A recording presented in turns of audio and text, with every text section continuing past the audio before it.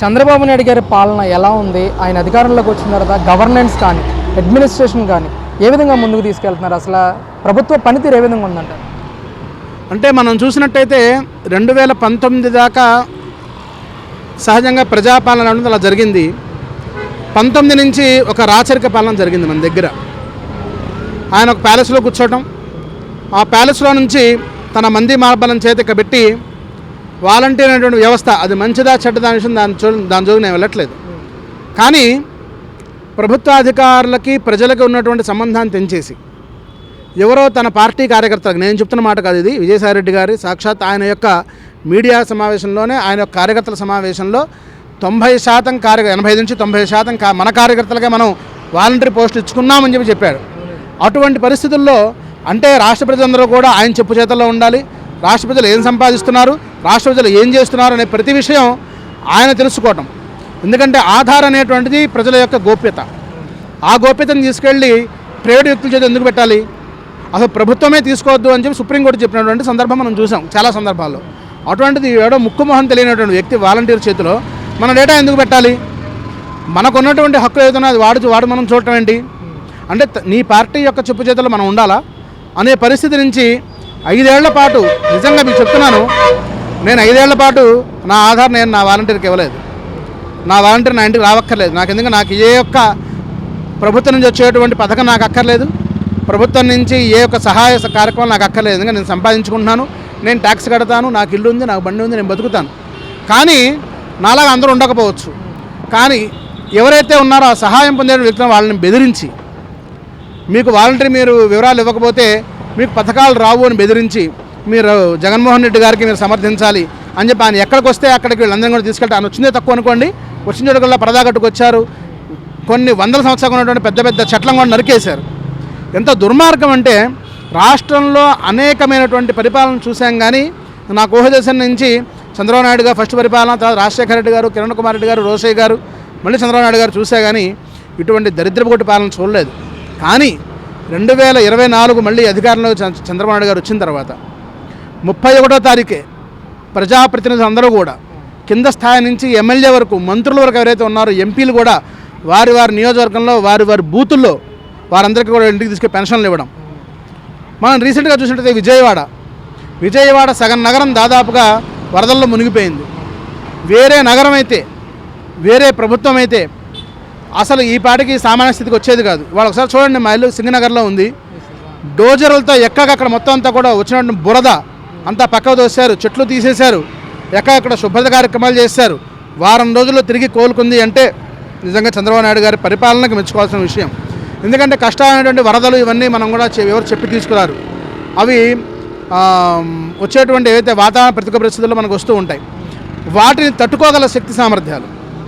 అదే కనుక జగన్మోహన్ రెడ్డి గారి యొక్క పరిపాలన వచ్చుంటే ఆ యొక్క భయానక పరిస్థితి ప్రజలు ఊహించలేకపోతున్నారు, భయపడిపోతున్నారు.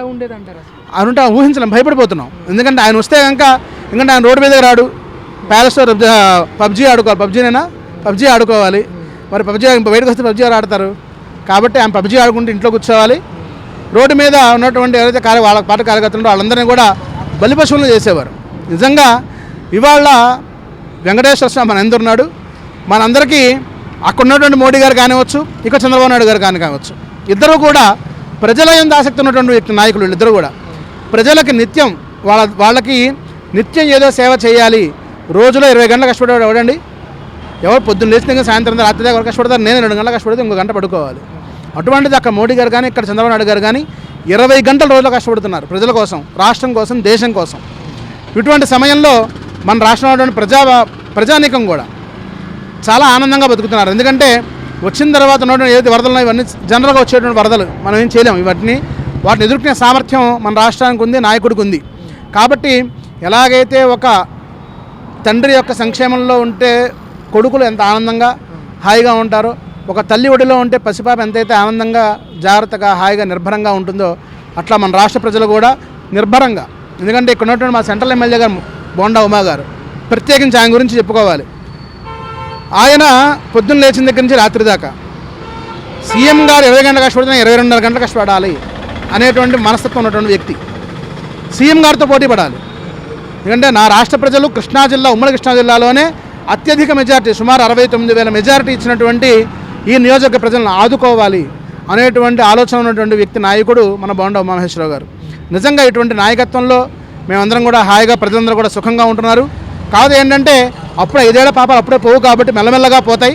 ఆ మెల్లమెల్లగా పోవడానికి కొంత సమయం పడుతుంది. ప్రజలు కూడా దానికి అలవాటు పడ్డారు. ఎందుకంటే ప్రజలకు కూడా తెలుసు, ఎందుకంటే వెంటనే రోగం వచ్చిన వెంటనే తగ్గదు కాబట్టి ఆ రోగాన్ని తగ్గించాలంటే కొంతకాలం పడుతుంది. ఇప్పుడే మందు వేయడం మొదలుపెట్టారు. ఆ మందు మెల్లగా దారిలోకి వస్తుంది.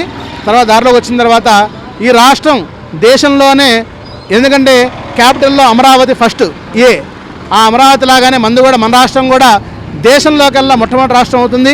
జీడిపిలో కానీ ప్రజలు ఇక్కడికి వచ్చి సుఖంగా జీవించడంలో కానీ, ఎందుకంటే 2019 నుంచి 24 దాకా ఇక్కడి నుంచి చాలామంది వలస వెళ్ళిపోయారు. ఎవరు కూడా రూపాయి వ్యాపారం చేయలేదు, ఎవరు పెట్టుబడులు పెట్టలేదు, ఎవరు కూడా ఇక్కడ ఉండాలంటే భయపడిన పరిస్థితి, సినిమా విడుదల చేయాలంటే భయపడే పరిస్థితి. పెద్ద పెద్ద నాయకులు, ఎందుకంటే ఈ 5 ఏళ్లలోనే సినిమా ఖర్చు పెట్టేటువంటి 50 రూపాయలు దాచుకుంటే కోటీశ్వరుడు అయిపోయాడు అనేటువంటి భావన.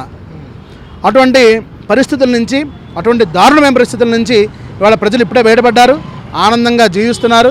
మీరు ఇంకా చంద్రబాబు నాయుడు గారు, అక్కడ నరేంద్ర మోడీ గారు ఇద్దరు కూడా ప్రజల యొక్క ఆశీస్సులతో, ఆ వెంకటేశ్వర స్వామి యొక్క ఆశీస్సులతో ఇంకా గొప్పగా పరిపాలన చేయాలని చెప్పి విజయవాడ సెంట్రల్ నియోజక ప్రజల తరపున నేను కోరుకుంటున్నాను. అంతేకాదు, మా అమ్మ బోనమ్మ ఏదైతే నిజం గెలవాలి అనే ప్రోగ్రాం ద్వారా గతంలో బాబు గారిని మీ నాయకుడు అక్రమంగా అరెస్ట్ చేసి జైల్లో పెట్టినప్పుడు తట్టుకోలేక ప్రాణాలు కోల్పోయినటువంటి కుటుంబాలు ఏవైతే ఉన్నాయో ఆ కుటుంబాలని, ప్రతి ఒక్క కుటుంబాన్ని కూడా సందర్శించి వాళ్ళకు ఓదార్పునిచ్చి వాళ్ళకి తగిన ఆర్థిక సహాయం, తక్కువలో కూడా 3 లక్షల రూపాయల ఆర్థిక సహాయం ఒక్కొక్క కుటుంబానికి చేయటం జరిగింది.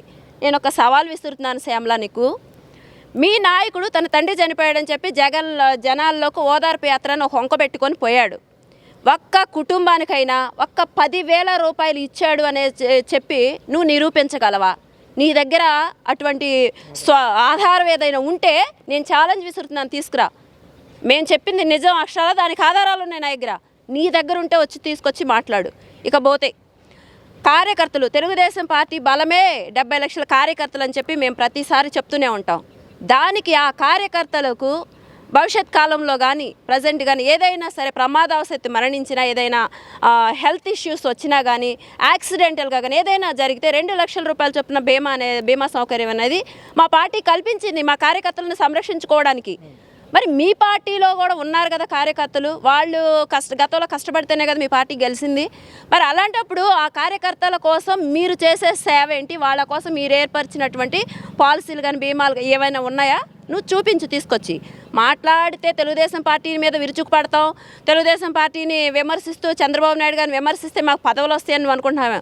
రేపటి రోజున మీ పార్టీ సైడ్ కానీ, మీ నాయకుడి సైడ్ కానీ, పార్టీలో ఉన్న సైడ్ చూడటానికి కూడా ఒక్కళ్ళు కూడా మిగలరు. అది గుర్తుంచుకో. ఎప్పుడైనా సరే ప్రజాసేవే, సమాజమే దేవాలయం, ప్రజలే దేవుళ్ళు అనేది మా తెలుగుదేశం పార్టీ నినాదం.